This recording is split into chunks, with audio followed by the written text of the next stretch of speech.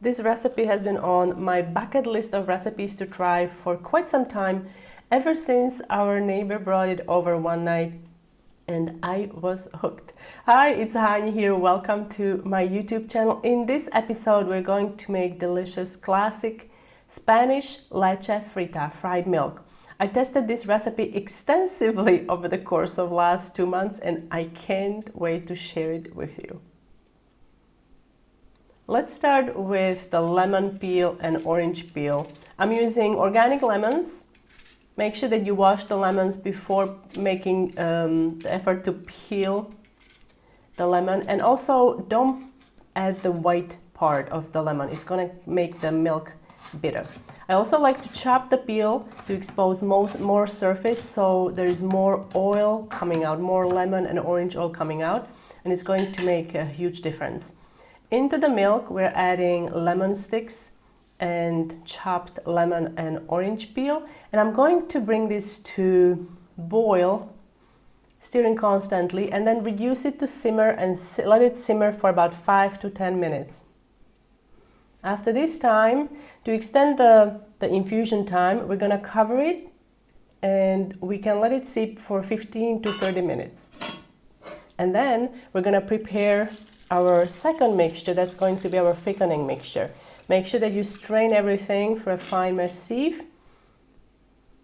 And then to prepare our thickening mixture, we need also extra milk. And we're going to add a couple of ingredients like egg yolks. We're also going to need flour and cornstarch, a little bit of salt, and for the sweetness, just some powdered sugar.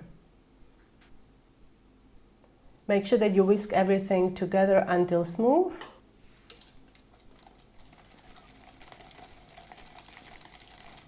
Before we get to the cooking part, I also want to make sure that you should have your dish prepared beforehand, so you don't do it once the custard is cooked.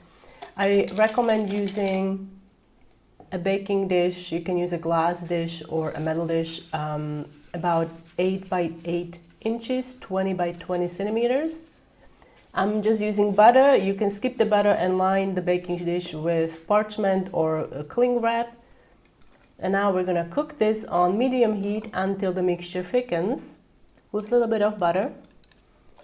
You also have an option to skip the butter and skip the egg yolks in the custard. I included all the details on my blog in a recipe card. If you want to check it out, link is in the description box under the video. Once it thickens, make sure that you whisk it vigorously, and then you'll see some bubbles popping on the top. This is great. You want to cook it for about 2 minutes, 2-3 minutes, to remove any flour and cornstarch taste. And then once it's thick like this, we can remove it from the heat. And now it's time to add the flavorings. I'm adding vanilla bean paste, and however not necessary, I like to also add orange flavoring. This is orange baking emulsion and also lemon flavoring. This is going to enhance our experience when eating leche frita. It's so good. Immediately after you mix this in, you want to pour the mixture into a prepared pan, smooth it on the top, and then, very important, to cover everything to prevent crust from forming. This has to cool for about at least 4 hours in the refrigerator. You can also let it cool at room temperature until it's lukewarm and then stick it in a fridge to cool completely.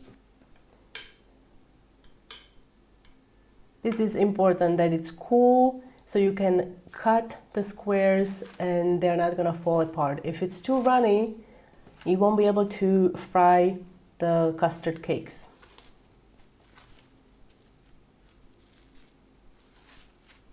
Because they're gonna fall apart in the frying process. I'm also going to prepare my cinnamon sugar, so I'm adding granulated sugar, good quality ground cinnamon. And you can set this aside so you have it ready because we have to dip the cakes in the cinnamon sugar right after they are fried. So now for the frying, for the dipping or coating, we need eggs and also cornstarch. So we're going to dip each cake in cornstarch and then in egg. I also want you to prepare some paper towels. These are going to be great to absorb excess moisture. Use a small saucepan and some stainless steel tools to turn the cakes over and pick them up. You see this little spot? This wasn't covered. So that's what happens when it's not covered. It's going to form a crust and you don't want that. So make sure that everything is nicely covered tightly so you don't have a crust forming as it cools. Now I'm gonna